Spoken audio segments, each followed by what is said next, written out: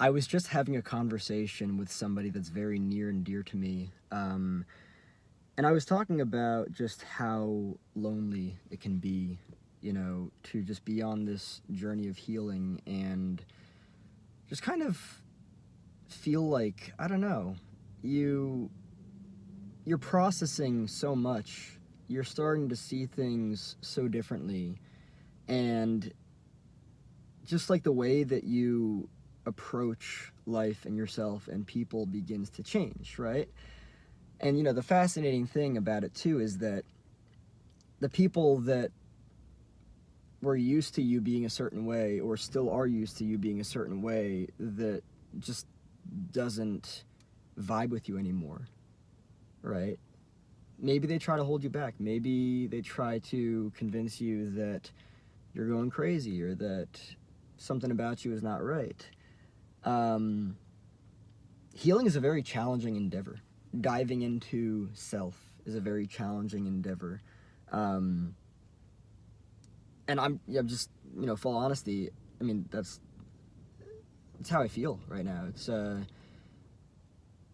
It's probably self-inflicted, but the isolation is fascinating. And what I'm really trying to do right now at this point in my life is to actually lean into it rather than to, because like it's kind of,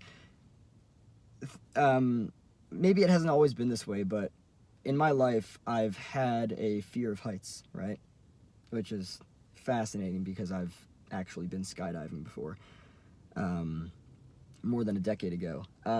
But sometimes the self is kind of like, like if you're on the edge of a cliff, right? And you start to inch closer, and you start to look over, and then you're like, oh my God, right? Like, it can be like that, right? And multiple situations can feel like that. They really can. And I don't see things the way that I used to anymore. I don't see relationships the way that I used to. Um, just as an example, like what I'm looking for in relationships now, just relationships in general, I'm not referring to, platonic or romantic, just relationships in general, is, a mutual back and forth give and take. Which is actually very new for me because I still feel kind of guilty, like taking. Let's say, for instance, it's love, right? Receiving love from a friend, right? Maybe there's the question of, oh, well, do I actually deserve that, right? You've lived a certain way your entire life believing that you don't deserve that.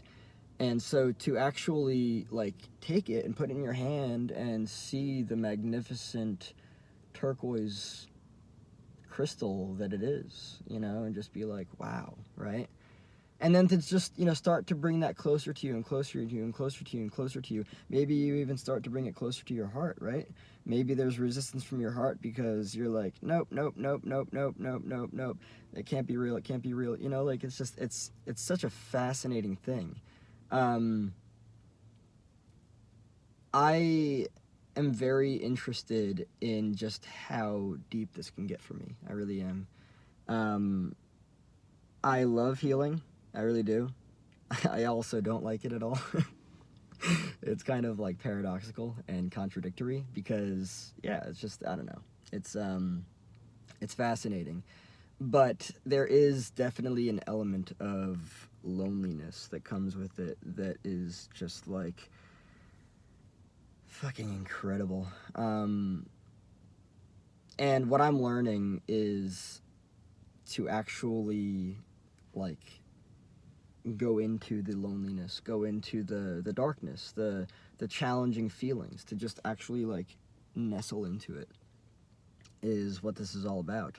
Um, and I kind of want to dive a bit more into the whole like I don't know when a person's healing. I'll just say it from my own experiences. Like as I heal and everything, I think that I'm starting to look different to other people, but in a way that kind of has them, how like when you stretch out a rubber band, right?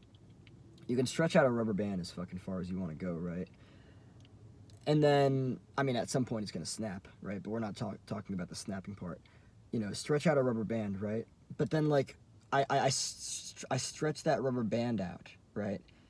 And then when I approach people, not everyone. There are some people that I know, no names, of course, that are wonderful with the flexibility of that, right?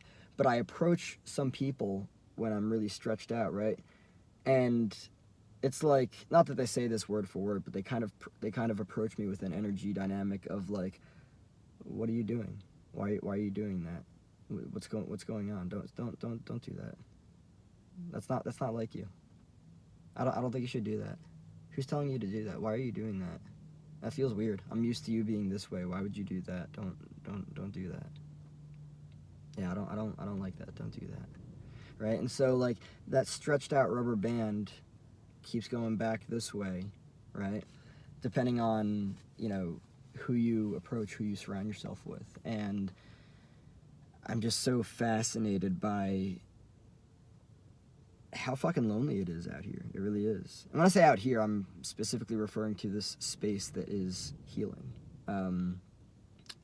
It's a challenging endeavor to wake up every single day and to, choose the opposite, to remold yourself, to,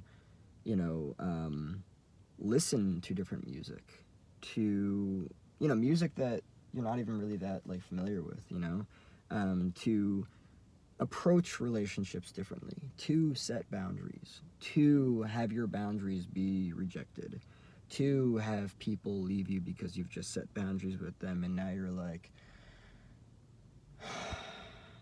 I thought this was supposed to work, right? It's very challenging. Really, the endeavor that is healing is it's a very dynamic experience, and it's fascinating too because like the amount of times that certain things will happen that will want to make you like revert, right? You can expand. This is a rubber band that I would argue can just keep going and not even snap, right? But environmental circumstances, people, whatever the fuck it is, they can really have a tendency, depending on where they are in life, they can really have a tendency to bring you back to this contracted way of living, right? And it similarly mirrors, I've talked before about how, like, life is this big fucking canvas of incredible, fine, intricate detail, right? And if a person starts off with an expanded view, right, they can see everything, right? Oftentimes what happens, especially through like traumatic experiences, is that expanded view starts to become very contracted and they start to see very little. And what happens when they start to see very little, they do very little for themselves, because if you have limiting options, you're not going to be able to do a lot for yourself. Or I shouldn't say if you have limiting options. If all you can see is limited options and potentials for yourself, you're not going to choose other things that you can't see. If you can't see them, then you can't choose them. And therefore, you're not going to do them. And that's just the reality of it, right? If you don't see that you can actually go left and you don't just have to go right, you're not going to go left because you don't see it, right? And that's really how it is. Like, when it comes to healing, I'll end off with this, and I might make a part 2 of this. When it comes to healing, it's really about perception and perspective and expanded view, right? Maybe previously you were taught a belief that you are not worthy for whatever it is, right?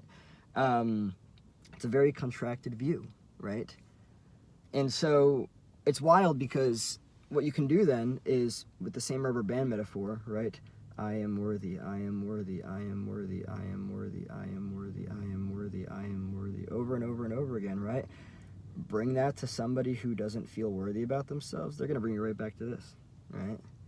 And so it's also about kind of like stepping outside of, or expanding the comfort zone of people and just learning and just meeting people and just like seeing how people are and everything and just kind of like vibing with that and seeing where it goes.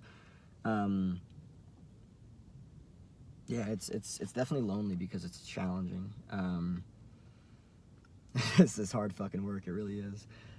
Yeah, part two might come to this. I'm having fun with this subject.